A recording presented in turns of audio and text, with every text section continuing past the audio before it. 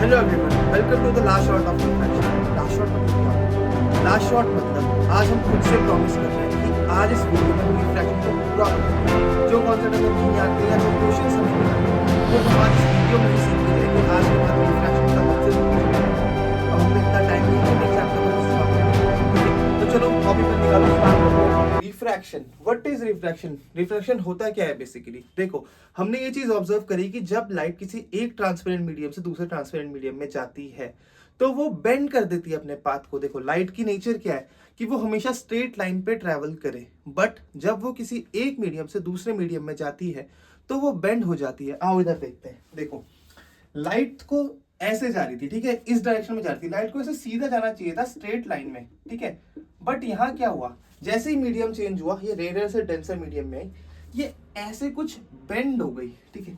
यहाँ देखो, यहाँ भी सेम सीन है। लाइट को ऐसे जाना चाहिए था, बट क्या हुआ, लाइट ऐसे बेंड हो गई।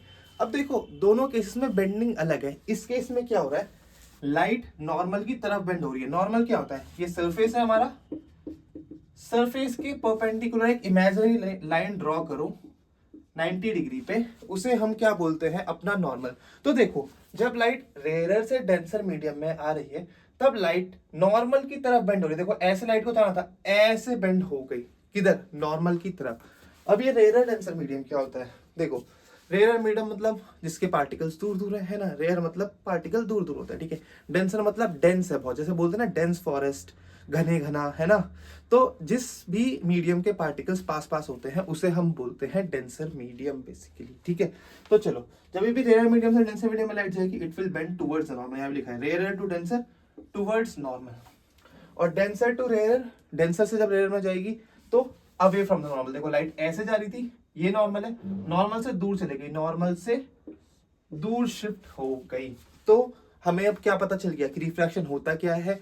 रेयर से डेंसर जाने में रिफ्रैक्शन कैसे होगा, डेंसर से रेयर जाने में रिफ्रैक्शन कैसे होगा। बट रिफ्रैक्शन होता क्यों है ना। ऐसा क्या मजबूरी आ गई लाइट के पास कि उसे अपना रास्ता ही बदलना पड़ जा रहा है। उसकी तो नेचर था ना कि हमेशा स्ट्रेट लाइन में ट्रेवल करेगी, बट क्यों वो अपना पाथ चेंज कर रही है? That is because light has different speed in different medium. अलग अलग मीडियम में लाइट की अलग अलग स्पीड है। जैसे हमारी अलग अलग स्पीड होती है ना अलग अलग इन्वायरमेंट पे, है ना। जब हम रेस लगाते हैं, हम अगर अपने ओपन ग्राउंड में 100 मीटर की रेस लगा रहे हैं, हम फट से कवर कर लेंगे। बट अगर वही रेस हम पानी में जाके लगाएं तो, मैं भागना है पानी में, घुटनों घुटनों तक पानी है, कमर कमर तक पानी, तुम उतना तेज भाग पाओगे क्या जितना तेज तुम ओपन ग्राउंड में भाग रहे हो? ये चीज तो सबने ऑब्जर्व करी होगी ना कि जब हम पूल में जाते हैं, किसी नदी में जाते हैं, तो हम बहुत धीरे धीरे आगे चल पाते हैं, बट जब हम ओपन एयर में घूम रहे हैं तो हम बहुत तेज घूम रहे हैं। वैसे ही लाइट के साथ भी होता है। लाइट जब हवा में चलती है, एयर में चलती है, वैक्यूम में चलती है, तो वो बहुत तेज चलती है। 3 × 10⁸ मीटर पर सेकंड जो लाइट की स्पीड है वो हवा की ही है, ठीक है, बहुत तेज चल रही है। बट जैसे ही वो किसी मीडियम में आती है जो डेंसर है हवा से, है ना, बेसिकली सारे मीडियम ही वैक्यूम से ज्यादा डेंसर होते हैं, उसमें क्या होता है कि लाइट की स्पीड कम हो जाती है, जैसे हमारी कम होती है। अब कौन सा मीडियम डेंसर है, कौन सा मीडियम रेयर है, ये कैसे पता चलेगा हमें? ये पता चलता है हमें रिफ्रैक्टिव इंडेक्स से। तो चलो अब रिफ्रैक्टिव इंडेक्स के बारे में पढ़ते हैं, ठीक है। इतना तो पता चल गया रिफ्रैक्शन क्या होता है। अब रिफ्रैक्टिव इंडेक्स क्या होता है? देखो, रिफ्रैक्टिव इंडेक्स कुछ नहीं है, बस रेशियो है, speed of light in vacuum with respect to any other medium. अब इस रेशियो से हमें क्या पता चलता है? हमें ये पता चलता है कि आने वाले मीडियम में लाइट कितनी तेज या कितनी धीरे होगी, ठीक है। देखो, यहाँ से म्यू क्या है, c/v, ratio of speed of light in vacuum with respect to any other medium. यहाँ से हमने वेलोसिटी की वैल्यू निकाली, ये क्या है, v in any medium, vm ले लो इसे।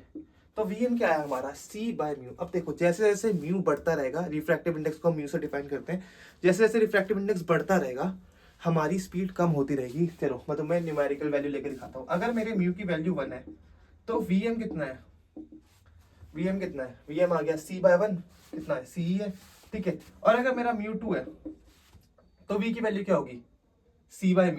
ये कितना आ गया, c/μ की वैल्यू क्या है, 2, तो Vm क्या हो गया, c/2। तो देखो, जैसे मेरा म्यू 1 से 2 गया, मेरी स्पीड सीधे क्या हो गई, आधी। पहले मेरी c थी, फिर मेरी हो गई c/2। तो हमें रिफ्रैक्टिव इंडेक्स से ये पता चल जाता है कि आने वाले मीडियम में लाइट की स्पीड कम हो रही है या ज्यादा हो रही है, या ये पता चल जाता है आने वाले मीडियम डेंसर है या रेयर है। क्योंकि अगर लाइट की स्पीड कम हो रही है तो मीडियम ऑब्वियसली डेंसर ही होगा, और लाइट की स्पीड बढ़ रही है तो मीडियम ऑब्वियसली रेयर ही होगा। और उससे हमें ये पता चल जाता है कि लाइट नॉर्मल की तरफ बेंड करेगी या नॉर्मल से दूर बेंड करेगी। बट देखो हमेशा हर केस में हमारी लाइट एयर से ट्रैवल नहीं कर रही होगी किसी मीडियम में, कभी वो पानी से ग्लास में जा रही होगी, पानी से ऑयल में जा रही होगी, कहीं भी जा सकती है। उस केस में हम क्या यूज करेंगे, उस केस में हम रिलेटिव रिफ्रैक्टिव इंडेक्स यूज करते हैं। इसमें एयर वेयर का कोई चक्कर नहीं है, सिंपल हम मीडियम 1 और मीडियम 2 की वेलोसिटीज का रेशियो ले लेते हैं, दोनों की जो दो मीडियम है उनकी स्पीड का रेशियो क्या है, ठीक है, वो हमारा रिलेटिव रिफ्रैक्टिव इंडेक्स होता है। चलो देखो क्या है relative refractive index. Relative refractive index is ratio of speed of light in medium 1 with respect to medium 2। इसको हम डिफाइन करते हैं μ21 से। μ21, 2 आगे 1 पीछे। μ21 का मतलब क्या है, relative refractive index of second medium with respect to first medium. ये सेकंड मीडियम का रिफ्रैक्टिव इंडेक्स है, जो यहाँ पे लिखा होता है ना, इस मीडियम का रिफ्रैक्टिव इंडेक्स होता है वो with respect to first medium. तो इसको हम डिफाइन कैसे करते हैं, v1 बाय v2। और अगर इसी केस में v1 यानी मीडियम 1 जिससे लाइट आ रही है वो अगर c हो गया तो हमारा रिफ्रैक्टिव इंडेक्स कितना हो जाएगा, म्यू के बराबर। म्यू क्या होता है, एब्सोल्यूट रिफ्रैक्टिव इंडेक्स। तो एब्सोल्यूट रिफ्रैक्टिव इंडेक्स क्या है, कुछ नहीं है, रिलेटिव रिफ्रैक्टिव इंडेक्स में मीडियम 1 को हम क्या ले लें, वैक्यूम। चलो आई होप तुम्हें इतना समझ आएगा रिफ्रैक्टिव इंडेक्स के बारे में। और अगर थक गए हो पढ़ पढ़ के तो थोड़ा जल ले लो या थोड़ा पानी पी लो, है ना। अब हम क्या करते हैं, आगे रिफ्रैक्टिव इंडेक्स के बारे में और पढ़ते हैं। तो चलो ये कुछ इंपॉर्टेंट फॉर्मूलाज है रिफ्रैक्शन के जो हमें पता होना चाहिए, इनसे क्वेश्चंस आता है। पहला फॉर्मूला क्या है, ये तो हमारा एब्सोल्यूट रिफ्रैक्टिव इंडेक्स का ही फॉर्मूला है, μm equal to c by v. दूसरा फॉर्मूला μ21, ये हमारा क्या है, रिलेटिव रिफ्रैक्टिव इंडेक्स μ21 क्या होता है, v1 बाई v2। ये थर्ड फॉर्मूला कुछ नया लग रहा होगा तुम्हें। देखो ये फॉर्मूला क्या बोल रहा है, रिलेटिव रिफ्रैक्टिव इंडेक्स का ही फॉर्मूला है but in terms of absolute refractive index of two medium. अगर तुम्हें दो मीडियम की एब्सोल्यूट रिफ्रैक्टिव इंडेक्स दे रखी है तो उनकी रिलेटिव रिफ्रैक्टिव इंडेक्स तुम कैसे निकालोगे, ये फॉर्मूला लगाओ, आसानी से तुम ये निकाल पाओगे। और इसकी जरूरत कहाँ पे पड़ेगी वो तुम्हें नेक्स्ट स्लाइड में पता चल जाएगा, ठीक है। चलो और ये फॉर्मूला है एक और, fourth formula, this is the most important formula. इससे क्वेश्चंस भी आ जाते हैं डायरेक्ट सीधे फॉर्मूला से, 1-2 नंबर का क्वेश्चन, ठीक है। ये फॉर्मूला क्या बोल रहा है, μ21 इंटू μ12 इक्वल टू 1। μ21 मतलब refractive index of second medium with respect to first medium, और μ12 मतलब refractive index of first medium with respect to second medium. इसमें क्या हो रहा है, मीडियम्स इंटरचेंज हो रहे हैं, रिलेटिव रिफ्रैक्टिव इंडेक्स ही है पर क्या हो रहा है, मीडियम चेंज हो रहा है। जैसे देखो पहले में क्या है, water with respect to glass, दूसरे में क्या है, glass with respect to water. ऐसे क्वेश्चन आ गए तो तुम क्या कैसे करोगे, कैसे करोगे, मतलब सॉल्व करके बताओ। Refractive index of water with respect to glass हमें दे रखा है, कितना है, 2/3। What is refractive index of glass with respect to water, बताओ ये कैसे निकालोगे। कुछ लोग बोलेंगे हम ये फॉर्मूला यूज कर सकते हैं, ये फॉर्मूला यूज कर लो तुम, क्या आंसर आ जाएगा तुम्हारा, नहीं आ पाएगा। क्यों नहीं आ पाएगा, क्योंकि यहाँ पे तुम्हें एब्सोल्यूट रिफ्रैक्टिव इंडेक्स चाहिए दोनों मीडियम की। क्या चाहिए, एब्सोल्यूट रिफ्रैक्टिव इंडेक्स।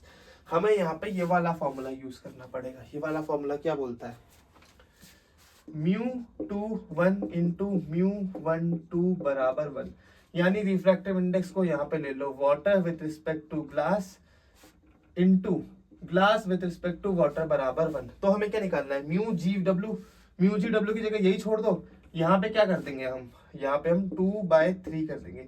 ये 3 इधर गया, 3 इधर गया ऊपर, यहाँ इधर 3 आ गया, 2 भी इधर आया यहाँ डिवाइड में, तो यहाँ क्या आ गया, refractive index of glass with respect to water 3/2। अब कुछ लोग इस फॉर्मूले से भी निकाल लेंगे ये आंसर, है ना, बट वो गलत होगा। वो गलत क्यों होगा, वो गलत इसलिए होगा क्योंकि तुम्हें ये नहीं पता कि ये 2 और 3 उनकी एब्सोल्यूट रिफ्रैक्टिव इंडेक्स है या नहीं है ना। ये थोड़ा ना पता है तुम्हें कि ये एब्सोल्यूट रिफ्रैक्टिव इंडेक्स है उनकी, कॉन्सेप्ट तो गलत है। इसमें एब्सोल्यूट रिफ्रैक्टिव इंडेक्स की वैल्यू रखनी है पर यहाँ एब्सोल्यूट रिफ्रैक्टिव इंडेक्स में तो ही नहीं रखी। तो हमेशा ऐसे क्वेश्चन में ये वाला फॉर्मूला हमें यूज करना है, ये वाला फॉर्मूला, ठीक है। चलो अब देख लेते हैं रिफ्रैक्टिव इंडेक्स हमारा डिपेंड किन किन चीजों पे करता है। पहला तो यार नेचर ऑफ मीडियम, उस पर तो करेगा ही करेगा, क्योंकि मीडियम का नेचर कैसा है, वो लाइट को कितना तेज या कितने धीरे अपने अंदर से ट्रैवल होने दे रहा है, उस पर हमारा रिफ्रैक्टिव इंडेक्स डिपेंड करता है। क्योंकि रिफ्रैक्टिव इंडेक्स ऑब्वियसली क्या है, रेशियो है स्पीड का, ठीक है। तो जिस मीडियम में तेज या धीरे जैसे भी होगा उस हिसाब से उसका रिफ्रैक्टिव इंडेक्स कम या ज्यादा हो सकता है। दूसरा टेम्परेचर, टेम्परेचर पे कैसे डिपेंड करेगी, फिजिकल कंडीशन। अब देखो किसी भी मीडियम की फिजिकल कंडीशन पे डिपेंड करती है उस पर लाइट कितनी तेज या कितनी धीरे जाएगी, इसीलिए रिफ्रैक्टिव इंडेक्स हमारा फिजिकल कंडीशंस पे भी डिपेंड होता है। Third factor is the most important, यहाँ से क्वेश्चन आता है और आएगा, इस साल भी आएगा, है ना। ये तो तुम्हें बिल्कुल पता ही होना चाहिए, दैट इज वेवलेंथ। अब तुम बोलोगे लाइट में वेवलेंथ कहाँ से आ गई, मेरे भाई लाइट क्या है? Light is a electromagnetic wave. Electromagnetic wave में क्या होती है? फ्रीक्वेंसी, वेवलेंथ, ये सब चीजें होती है ना, वेव की तरह लाइट ट्रैवल करती है। अब अगर तुम्हें लाइट की स्पीड निकालनी है वेव थ्योरी के हिसाब से, तो हमारे पास ये फॉर्मूला होता है, speed equal to frequency into wavelength. किसी भी इलेक्ट्रोमैग्नेटिक वेव की अगर तुम्हें स्पीड निकालनी है तो तुम फ्रीक्वेंसी और वेवलेंथ को मल्टीप्लाई कर दो, तुम्हें स्पीड मिल जाएगी।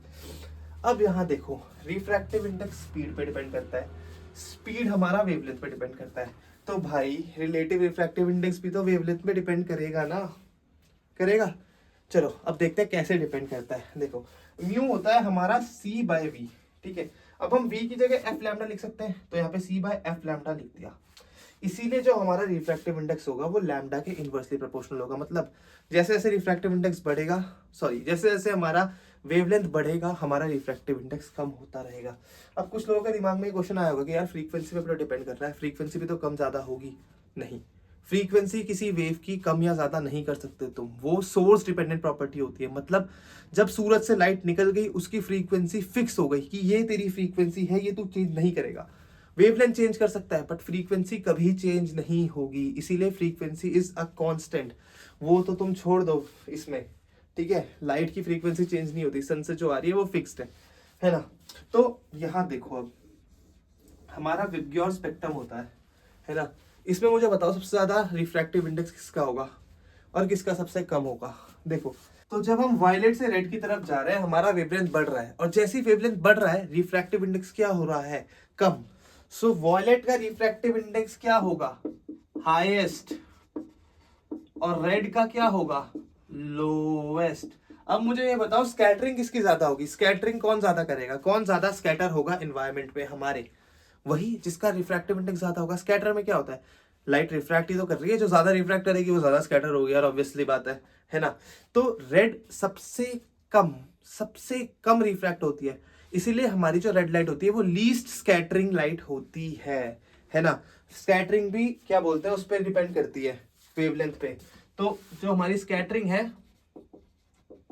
That is directly proportional to what? Refractive index and inversely proportional to wavelength. तो जैसे जैसे हमारी वेवलेंथ बढ़ती रहेगी हमारी स्कैटरिंग कम होती रहेगी। इसीलिए तुमने देखा होगा कि जो हमारे इंपॉर्टेंट साइंस होते हैं, जो डेंजर साइन होते हैं, वो सारे रेड में होते हैं। क्यों? ताकि वो लाइट हमें दूर से भी दिख जाए, है ना।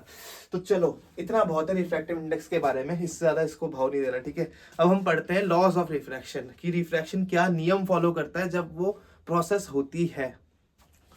रिफ्रैक्शन के सिर्फ दो ही लॉज है यार, ज्यादा ये चीजें फॉलो नहीं करता, दो नियम है, इन्हीं पे चलता है। पहला लॉ क्या है? Incident ray, refracted ray and normal at the point of refraction all lie in same plane.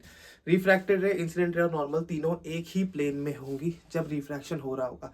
अब प्लेन क्या होता है? प्लेन तो एक 3D स्पेस होता है, जैसे ये बोर्ड मान लो ये प्लेन है, ठीक है।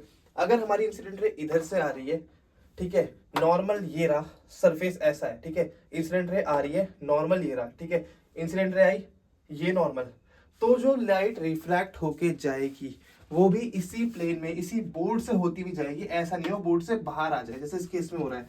लाइट आ रही है, ऐसे जाना चाहिए था, नॉर्मल यहाँ है, सरफेस सेपरेटिंग टू मीडियम ये है, क्या कर गई? नीचे की तरफ घुस गई, है ना। ऐसा नहीं हुआ कि ये बोर्ड से बाहर आ जाए, बोर्ड में ही रहेगी, ठीक है। इस लॉ को तुम्हें सिर्फ रटना है, इससे कुछ ज्यादा पूछा नहीं जाएगा फिलहाल, है ना। स्नेल्स लॉ, ये जो सेकंड लॉ है, इससे क्वेश्चन आएंगे। ये क्या बोलता है, आ जाओ देखते हैं। Snell's law states that ratio of sine of angle to sine of refraction is constant for a given pair of medium. कर ली बकवास, बस सुन लो मेरी बात। क्या स्नेल्स लॉ क्या बोलता है कि sine i by sine r, sine i क्या है? Ratio of sine of angle of incidence to sine of angle of refraction. मतलब क्या? जो साइन थीटा तुम पढ़ रहे थे उसमें ऊपर एंगल ऑफ इंसिडेंस डालो, नीचे एंगल ऑफ रिफ्रैक्शन डालो, बस। ये हमेशा कांस्टेंट रहेगा किसी दो मीडियम्स के लिए, ठीक है। अब उस कांस्टेंट की वैल्यू क्या है? That is relative refractive index of two medium. इसलिए मैंने तुम्हें रिफ्रैक्टिव इंडेक्स के बारे में सब कुछ पहले बता दिया, ठीक है। तो sine i by sine r क्या है? Mu r i. Mu r i क्यों लिखा है? यहाँ पे म्यू टू वन क्यों लिखा? क्योंकि यहाँ पे मैंने तुम्हारे लिए इजी बना दिया, याद करना ट्रिक है तुम्हारे लिए। म्यू आर आई क्या मतलब? इसका मतलब क्या होता है? Refractive index of refractive medium with respect to incident medium. अब देखो बुक्स में 1-2 लिखा हुआ, 1-2 से क्या ही पता चल रहा है? इससे साफ पता चल रहा है कि जो सेकंड मीडियम है वो रिफ्रैक्टिव मीडियम है और फर्स्ट मीडियम है जो वो इंसिडेंट मीडियम है। तो ये हमारा फॉर्मूला है, ये हमें बहुत काम आएगा, आगे देखेंगे हम, ठीक है। अभी पहले अभी ये देख लो कि sine i by sine r equal to mu r i होता है। अब इससे हम एक और चीज देख सकते हैं क्या? इससे हम ये देख सकते हैं कि जो म्यू आर है, म्यू आर आई है, वो जब बढ़ेगा यानी कि रिलेटिव रिफ्रैक्टिव इंडेक्स दो मीडियम का अगर बढ़ेगा तो हमारा जो एंगल ऑफ रिफ्रैक्शन होगा वो कम होगा। क्यों? ये बढ़ रहा है, साइन आई कांस्टेंट है, हम एक ही एंगल पे लाइट मार रहे हैं, ठीक है, सपोज 60 डिग्री पे ही मार रहे हैं, ठीक है, साइन आई हमारा कांस्टेंट है, ये वैल्यू हमारी बढ़ गई। अब हम दोनों को इक्वेट करने के लिए डिनोमिनेटर को तो छोटा होना पड़ेगा ना, डिनोमिनेटर को ही झुकना पड़ेगा, यही कम होना पड़ेगा। तो जैसे जैसे हमारा रिफ्रैक्टिव इंडेक्स बढ़ेगा हमारा क्या होगा, एंगल ऑफ रिफ्रैक्शन कम होगा, लाइट और बेंड करेगी नॉर्मल की तरफ। पता है तुम्हें एंगल ऑफ इंसिडेंस और एंगल ऑफ रिफ्रैक्शन क्या होता है? एंगल ऑफ इंसिडेंस वो एंगल है जो इंसिडेंट रे, ये रे पड़ रही है, इंसिडेंट रे नॉर्मल के साथ बनाती है, दैट इज आई। और एंगल ऑफ रिफ्रैक्शन जो रिफ्रैक्टेड रे नॉर्मल के साथ बनाती है, रे रिफ्रैक्ट होकर ऐसे जा रही है, ये हमारा नॉर्मल। तो this is our angle of refraction, ठीक है। अब देखो यहां से मेरे लिए तुम्हारे पास एक क्वेश्चन है कि जो हमारा रिफ्रैक्शन है वो हमारा सरफेस फिनोमिना है या मीडियम का फिनोमिना है? मतलब मीडियम के अंदर जाके रिफ्रैक्शन हो रहा है, सरफेस पे ही हो जा रहा है? देख के बताओ। लाइट आई, सरफेस ये रहा, मुड़ गई, क्या हो रहा है? लाइट सरफेस से टकराते ही बेंड हो जा रही है, इसीलिए हमारा रिफ्रैक्शन क्या है? सरफेस फिनोमिना, सरफेस फिनोमिना होता है हमारा रिफ्रैक्शन। अब देखो मैंने तुम्हें बताया जब एक मीडियम से दूसरे मीडियम में लाइट जाएगी तो वो बेंडिंग शो करेगी, बट क्या हमेशा बेंड होगी? नो नो नो नो, हमेशा बेंड नहीं होगी। चलो अब देख लेते हैं किन किन केसेस में हमारी जो लाइट है वो बेंड नहीं होती है। अब देखो ये तो कंडीशन है जिन कंडीशन में हमारी लाइट बेंड नहीं करती। पहली कंडीशन क्या? एंगल ऑफ इंसिडेंस जीरो, मतलब जो हमारी इंसिडेंट रे है वो नॉर्मल के पैरेलल ही आ रही है। किसके पैरेलल आ रही है? नॉर्मल के पैरेलल। तो लाइट क्या करेगी? आएगी, सीधे निकल जाएगी, कोई रोकेगा ही नहीं उसे। जाओ भाई जाओ, अब जाओ भागते हुए, है ना। अब दूसरे केस देखो, ये थोड़ा इंटरेस्टिंग है। इसमें क्या है? म्यू आर आई बराबर 1, यानी relative refractive index of two medium is 1। इसका दूसरा अर्थ हम ये भी बोल सकते हैं कि refractive index of two medium is same. ये कैसे बोलेंगे हम? आ जाओ देखते हैं। देखो ये क्या बोल रहा है?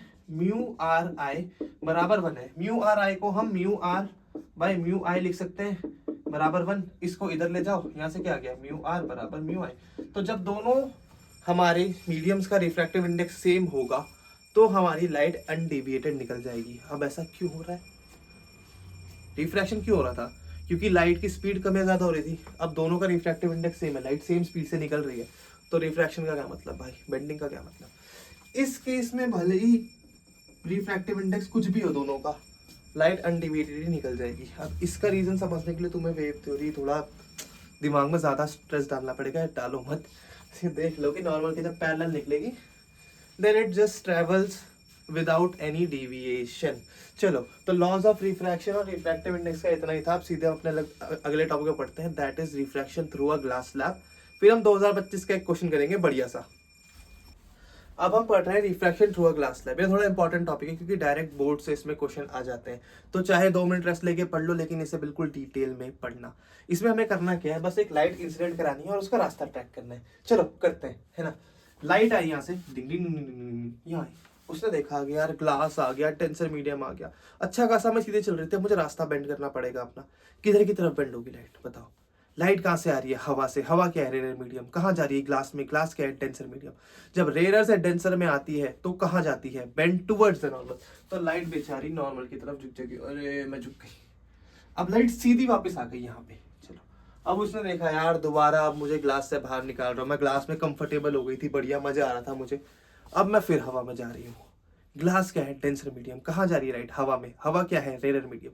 डेंसर टू रेयर जब लाइट जाती है तो क्या करती है बेटा? लाइट बेंड करती है अवे फ्रॉम द नॉर्मल। तो लाइट ऐसे जा रही थी, इधर बेंड हो गई। कैसे जा रही थी? ऐसे जा रही थी, इधर बेंड हो गई। तो this is refraction through a glass slab. और जितनी ये लाइट शिफ्ट हुई स्टार्टिंग पोजीशन से ऐसे जो जा रही थी और जो अब हमारी इमर्जेंट रे निकली, उसके बीच का जो डिस्टेंस होता है that is our lateral displacement, है ना। चलो अब इसका इंपॉर्टेंट पॉइंट्स देख लेते हैं। क्या इंपॉर्टेंट पॉइंट्स हैं? देखो अगर इंसिडेंट रे और इमर्जेंट रे जो है वो हमारी पैरेलल रहती है हमेशा, है ना। जो हमारी इंसिडेंट रे होगी, जो हमारी ये पड़ रही है, और जो हमारी इमरजेंट रे वो जो निकल रही है वो हमेशा पैरेलल होगी। ऐसा क्यों हो रहा है? देखो, जब लाइट एयर से वाटर में या एयर से ग्लास में आ रही है तो लाइट कुछ एंगल बेंड हो रही है, ठीक है, कुछ ऐसे से ऐसे मुड़ गई। अब जब ग्लास से एयर में जा रही है तो वो उतना ही वापस मुड़ जाती है ना, जितना ये ऐसे मुड़ी उतना ही अभी ऐसे मुड़ गई। तो क्या है, ये दोनों रेस पैरेलल हो गई। अब यहाँ पे लेटरल डिस्प्लेसमेंट में क्वेश्चन आता है कि लेटरल डिस्प्लेसमेंट किस किस चीजों पे डिपेंड करता है। दो रे दे देंगे, उनका रिफ्रैक्टिव इंडेक्स या उनका वेवलेंथ या उनका कुछ भी अलग अलग दे देंगे, पूछेंगे लेटरल डिस्प्लेसमेंट किस पे ज्यादा होगा, ठीक है। ऐसे क्वेश्चन आते हैं, अभी करेंगे सॉल्व, ठीक है। पहले देख लेते हैं लेटरल डिस्प्लेसमेंट डिपेंड किस किस चीज पे करता है। पहला तो थिकनेस ऑफ ग्लास पे, है ना, जितना मोटा ग्लास उतना ज्यादा लेटरल डिस्प्लेसमेंट। तो lateral displacement it is directly proportional to what, directly proportional to thickness of glass. दूसरा एंगल ऑफ इंसिडेंस, जितना ज्यादा एंगल ऑफ इंसिडेंस उतना ज्यादा लेटरल डिस्प्लेसमेंट। तो lateral displacement is also proportional to क्या, एंगल ऑफ इंसिडेंस। तीसरा refractive index, जितना ज्यादा रिफ्रैक्टिव इंडेक्स उतना ज्यादा लेटरल डिस्प्लेसमेंट, है ना। So sorry, lateral displacement is also directly proportional to refractive index. अब देखो यहाँ पे वेवलेंथ का सवाल आ गया अगर तो तब कैसे करोगे? देखो, रिफ्रैक्टिव इंडेक्स को वेवलेंथ की टर्म में लिखो, क्या होता है मोटा मोटा वेवलेंथ की टर्म्स में क्या होता है refractive index, mu equals to, mu is directly proportional to 1 upon what, 1 upon wavelength. तो यहाँ करो इसे, mu is directly proportional to lateral displacement. अब यहाँ पे हम एक और चीज ऐड कर रहे हैं, mu is inversely proportional to wavelength, और ये जो टोटल म्यू है that is directly proportional to क्या बोलते हैं, लेटरल डिस्प्लेसमेंट। तो हम ये भी बोल सकते हैं कि wavelength is inversely proportional to lateral displacement. जैसे जैसे वेवलेंथ बढ़ेगा हमारा लेटरल डिस्प्लेसमेंट कम हो जाएगा। तो मुझे बताओ, वॉयलेट से हम जब रेड में जाएंगे तो हमारा लेटरल डिस्प्लेसमेंट किसका ज्यादा होगा, वॉयलेट का ज्यादा होगा या रेड का ज्यादा होगा? वॉयलेट का ज्यादा होगा या रेड का ज्यादा होगा? बताओ। हम वॉयलेट से रेड में जाते हैं, जो हमारा वेवलेंथ है वो बढ़ता है और जो हमारी रिफ्रैक्टिव इंडेक्स है वो कम होती है ना। रिफ्रैक्टिव इंडेक्स कम होती है, रेड कम रिफ्रैक्ट करती है। तो अगर हमारी रिफ्रैक्टिव इंडेक्स कम हुई रेड में तो हमारा रेड का जो लेटरल डिस्प्लेसमेंट है वो कम होगा और वॉयलेट का लेटरल डिस्प्लेसमेंट ज्यादा होगा, क्योंकि lateral displacement is directly proportional to what, हमारा रिफ्रैक्टिव इंडेक्स। रेड का सबसे कम रिफ्रैक्टिव इंडेक्स है तो रेड का लेटरल डिस्प्लेसमेंट भी सबसे कम होगा, और वॉयलेट का सबसे ज्यादा रिफ्रैक्टिव इंडेक्स है तो वॉयलेट का लेटरल डिस्प्लेसमेंट भी सबसे ज्यादा होगा। इसी में एक सवाल आ रखा है, चलो उसे सॉल्व करते हैं। चलो, ये क्वेश्चन है 2025 का, ताजा ताजा गरम गरम नया नया सवाल है ना। इसमें क्या है, हमें एक ग्लास स्लैब दे रखा है, 2 रेज दे रखी है और ये 3 क्वेश्चन हमें पूछ रखे हैं। पहला क्वेश्चन क्या है, which will have lateral displacement more या more lateral displacement, lateral displacement ज्यादा किसका होगा? देखो यहाँ इन 2 रेस को देखो, एंगल ऑफ इंसिडेंस दोनों का सेम है ना, तो एंगल ऑफ इंसिडेंस से हम कुछ निकाल ही नहीं सकते। थिकनेस ऑफ ग्लास स्लैब, भाई दोनों सेम ग्लास स्लैब में ट्रैवल कर रहे हैं तो थिकनेस से भी हम नहीं निकाल सकते। हमें क्या करना पड़ेगा, रिफ्रैक्टिव इंडेक्स देखना पड़ेगा दोनों का, है ना। अब रिफ्रैक्टिव इंडेक्स कैसे देखें, यहाँ ध्यान से देखो, ये रे जो बेंड हो रही है अपने पास से ऐसे थी, हल्की सी इधर हुई, ये रे ज्यादा हो रही है, मतलब जो आर वाली रे है दैट इज बेंडिंग मोर। अब ये ज्यादा बेंड हो रही है, इसका मतलब इसका रिफ्रैक्टिव इंडेक्स ज्यादा है P वाली से। अब अगर रिफ्रैक्टिव इंडेक्स इसका P वाली से ज्यादा है तो बेंडिंग भी ज्यादा होगी ना, क्योंकि जो सॉरी बेंडिंग नहीं, लेटरल डिस्प्लेसमेंट, क्योंकि lateral displacement is directly proportional to refractive index. तो हम ये बोल सकते हैं कि जो लेटरल डिस्प्लेसमेंट है that is directly proportional to mu, and mu of R is greater than mu of P। So lateral displacement of R is more, क्योंकि उसका रिफ्रैक्टिव इंडेक्स ज्यादा है। दूसरा, travel with great speed in blocks. भाई कितना simple सवाल है, जिसका रिफ्रैक्टिव इंडेक्स कम वो ज्यादा भागेगी, है ना, जो बेंड कम करेगी वो ज्यादा भागेगी, क्योंकि क्या, refractive index is inversely proportional to speed, है ना, mu is inversely proportional to speed. तो म्यू ज्यादा मतलब स्पीड कम, म्यू ज्यादा किसका है, म्यू ज्यादा किसका है बताओ, आर का ज्यादा है, इसकी स्पीड कम होगी, v r is less than v p. तो स्पीड पी की ज्यादा है, वी स्पीड किसकी ज्यादा है, पी की। तो कौन ज्यादा स्पीड से ट्रैवल करेगा, पी। अब तीसरा है स्कैटर मोर इन एनवायरनमेंट, एनवायरनमेंट में स्कैटर कौन ज्यादा करेगा, जिसका रिफ्रैक्टिव इंडेक्स ज्यादा होगा, जितना ज्यादा रिफ्रैक्टिव इंडेक्स उतनी ज्यादा स्कैटरिंग। रिफ्रैक्टिव इंडेक्स आर का ज्यादा है तो आर विल स्कैटर मोर, है ना। तो ये था सवाल। अब इसको एक बार खुद दूसरे तरीके से अगर तुम करने के ट्राई करोगे तो करके देखना और मुझे कमेंट में बताना कैसा लगा तुम्हें। है ना, करके सवाल। चलो अब ये हमारा हो गया पहला पार्ट जो तुम्हारी सेलिना का था वो खत्म। अब हम आगे बढ़ते हैं रिफ्रैक्शन थ्रू अ प्रिज्म्स के लिए। उससे पहले रेस्ट लेना है, ले लो, कोई बात नहीं, ले लो 5-10 मिनट का ले लो, फिर उसके बाद आगे कंटिन्यू करते हैं।